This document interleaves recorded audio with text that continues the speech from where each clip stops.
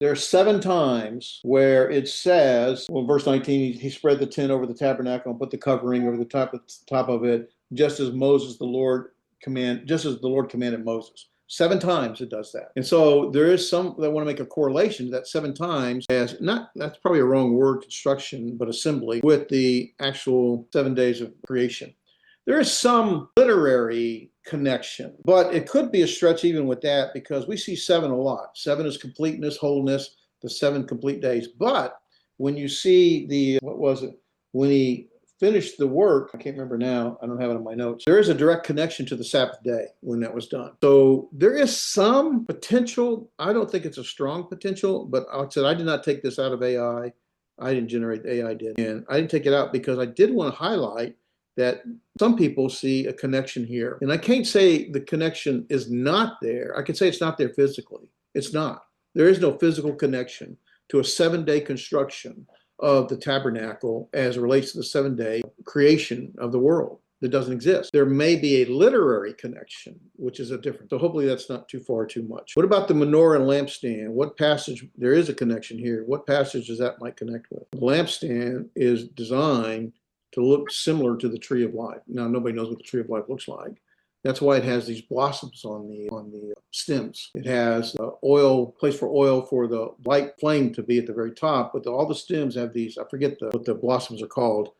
So there is a connection between the lampstand, the menorah, and relating back to the tree of life. The veil we've already talked about. There's certainly a clear connection back to the entryway of the Garden of Eden, with the cherubim guarding that entryway and preventing man from returning into it. And of course, when that veil was torn from top to bottom, then ultimately that opened the door for all people and not just the high priest once a year. The most holy place, direct connection, of course, back to the heavenly throne room of God. That's his dwelling place. And then the materials we already talked about, the design of it.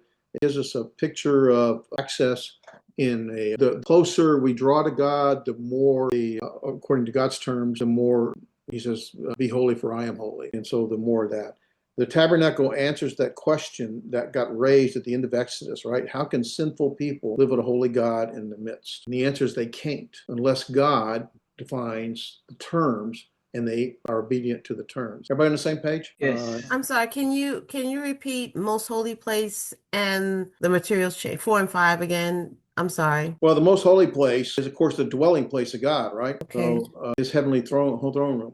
It's where he resides, he dwells, not in a literal sense, but in a sense, in an anthropomorphic way. God is everywhere, but in an anthropomorphic way, it's his dwelling place amongst his people. And so there's a correlation back to his heavenly throne room. And then, of course, the materials of the design of the tabernacle directly correlates in towards going from bronze to silver to gold. You're going from not just gold, but to pure gold. It gives a picture of the closer we draw towards the nearness of God necessitates a greater and greater degree of purity. And that seems to be what's being depicted here. There is, I think, a direct correlation to that.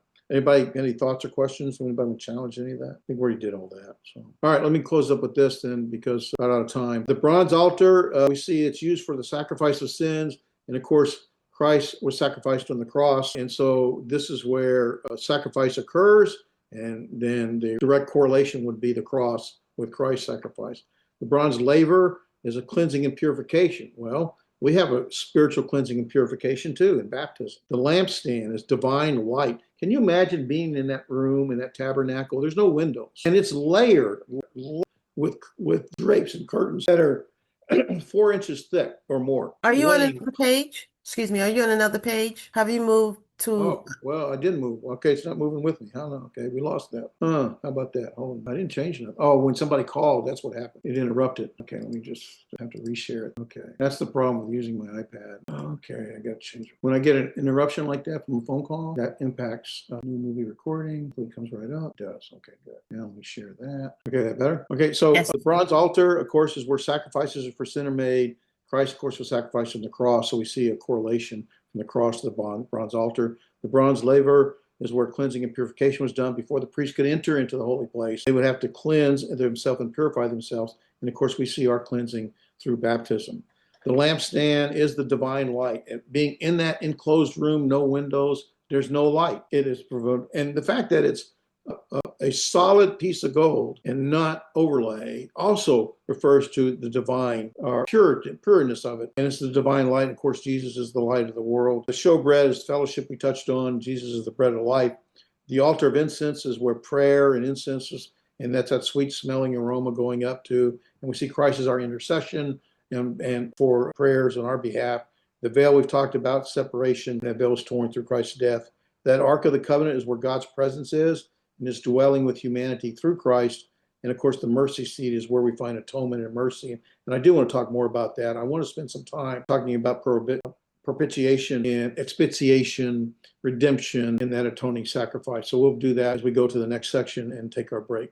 Any thoughts or questions? I think that's all I wanted to do. We already talked about the fulfillment here. I won't go into that. I have a deeper personal application in the next section, so I may just wait for that. I think I will. Really, when you think about the personal application here is we have this movement to approach God, not on our terms, but his. And his terms are now through Christ. Hebrews 10, verses 19 through 22 highlights that. And our holy God, who once required even Moses to wait at the threshold of the tent, that by the way, that's not just called the tabernacle. What else is this called? Tent of meeting, right? It's where people meet with God on his terms. And so we see the fact that the holy God who required Moses to wait till at the threshold of the tent of meeting until he, as well as Aaron and his sons, had completed the consecration period and effort and requirements. The same thing with us, that we have access only on his terms. And so we finish out that tabernacle teaches us about God's holiness